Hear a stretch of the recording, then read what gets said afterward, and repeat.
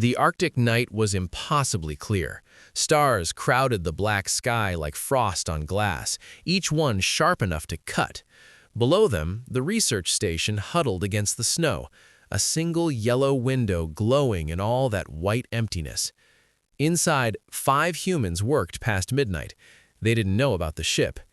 It hung in silent orbit, long and dark as a shadow cast by nothing. The Silence of Dawn, a Concorde observer vessel, had watched Earth for 3 years.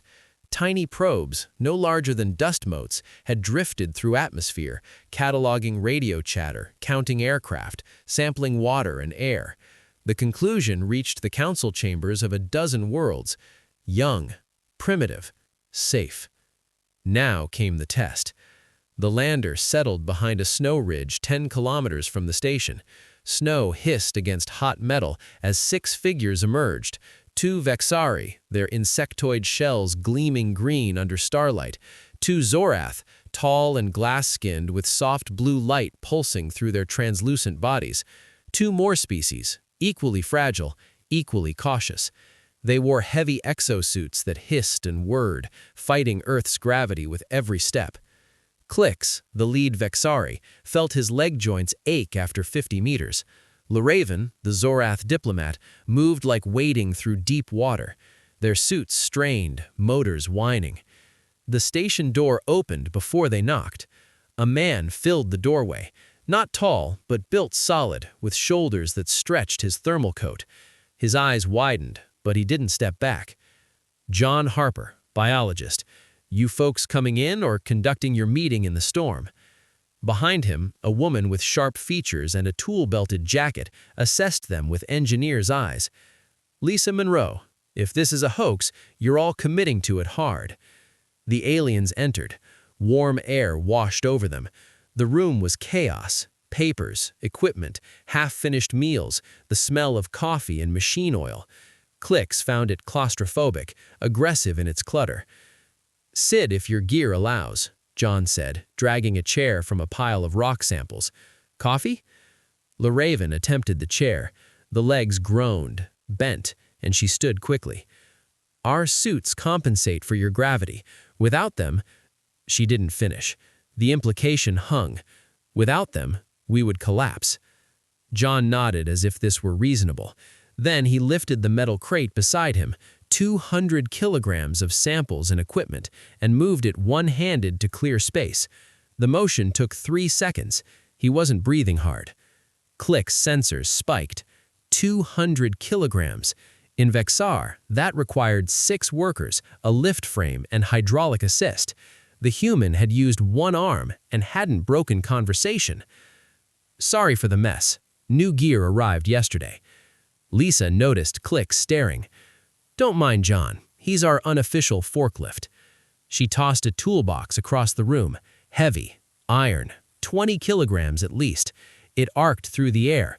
Kevin Brooks, the security officer, caught it one-handed without looking, set it down, and offered the aliens water. We don't consume as you do, Clix managed. His English, learned from probe data, felt suddenly insufficient. Kevin shrugged. Offer stands. They talked. The humans answered openly about their lives, their work, their dreams. Clix and Laraven asked careful questions while their teams recorded everything. After an hour, Clix announced their departure. Doors always open, John said. Just use the ground entrance next time. Outside, the cold bit deeper. In the lander, seals hissed and pressure equalized. Clix turned to Laraven, antennae trembling. Did you see? She confirmed. Her inner light pulsed rapid, anxious blue. 218 kilograms, 1 arm, no strain. Zick, the technician, checked his readings. Heart rate elevated minimally, respiration unchanged.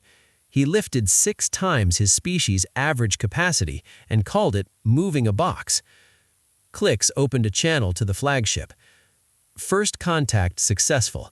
Humans, friendly, curious, and dangerously strong. They appear unaware of their own capabilities. The storm hit that night. Wind screamed against the station walls. snow piled in drifts that swallowed windows. Inside, the humans monitored screens, drank coffee, accepted the aliens' request to shelter in a storage room.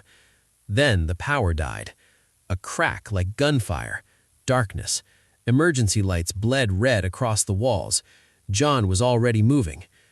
Main lines down. Lisa, breakers, Kevin with her. The aliens felt the station shudder. In the main hall, a roof support beam had collapsed under ice weight, steel, thick as a torso, tons of pressure. 2 Vexari technicians lay beneath it, legs protruding, shells cracked, clicking in pain. Clicks rushed forward. His 6 legs pushed against the beam. Nothing. LaRaven wrapped her arms around it, glass skin glowing with effort. The steel didn't move. Protocol demanded they retreat, mercy kill the trapped if rescue failed. Clicks reached for his sidearm.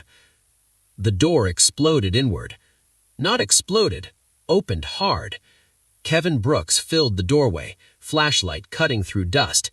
He saw the beam, the trapped aliens, and moved. Back, he said. Clicks tried to explain. It is tons. You cannot...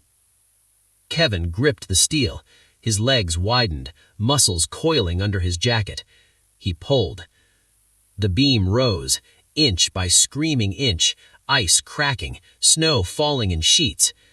Kevin's face flushed, veins stood on his neck, but he held it steady, held it up, while Megan Torres, the medic, slid underneath and dragged the first Vexari clear, then the second.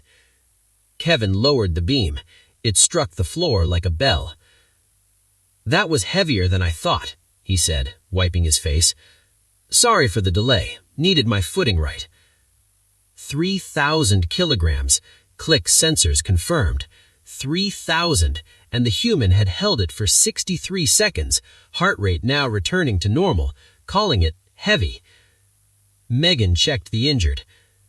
"Medbay, now." The aliens helped carry their own.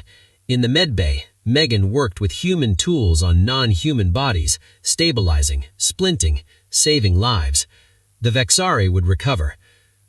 Later, gathered in the main room, the humans talked repairs and joked about close calls.